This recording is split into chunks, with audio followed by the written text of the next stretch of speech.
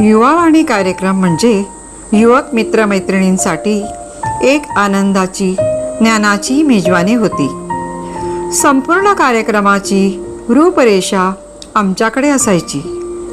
आठवड्यात काही वार काही संवादात्मक कार्यक्रम, त्यात करंट अफेअर्स म्हणजेच चालू घडामोडी याविषयी माहिती आणि मनोरंजन याची सुरेख गुंफण असायची।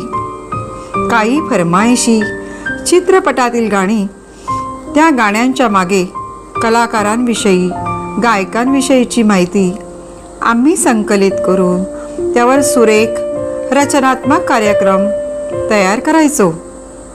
त्या काळामध्ये मोबाईल, इंटरनेट, सोशल मीडिया हे काहीच उपलब्ध नव्हतं। त्यामुळे ही विविध भारती किंवा घरी येणारे वृत्तपत्र, विशेष करून वृत्तपत्रातल्या पुरवण्या संग्रहित करायचं आणि त्यातील माहिती संवादात 3 जण सहभागी होऊन ती सादर करायचो।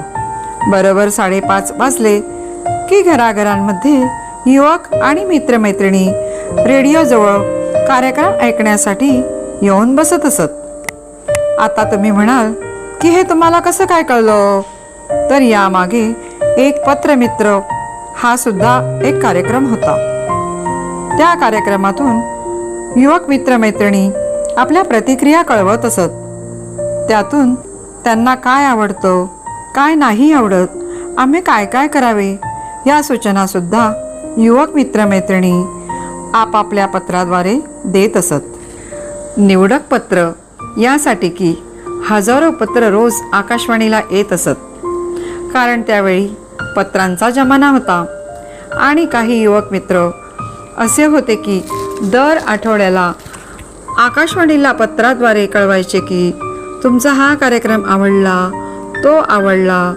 त्यामुळे नवीन नवीन पत्र लिहिणाऱ्या युवकांना आम्ही या कार्यक्रमातून दाद द्यायचो।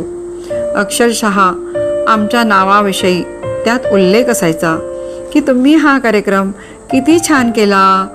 खरोखर त्या अनेक वर्षांच्या आठवणी आज माझ्या ताज्या झाल्या। आकाशवाणीच्या कार्यक्रमांचे मिळालेले कॉन्ट्रॅक्ट्स आजही मी जपून ठेवलेले आहेत आणि या सोनेरी आठवणी मी आपल्यापर्यंत पोचवत असताना मला सुद्धा खूप आनंद होत आहे।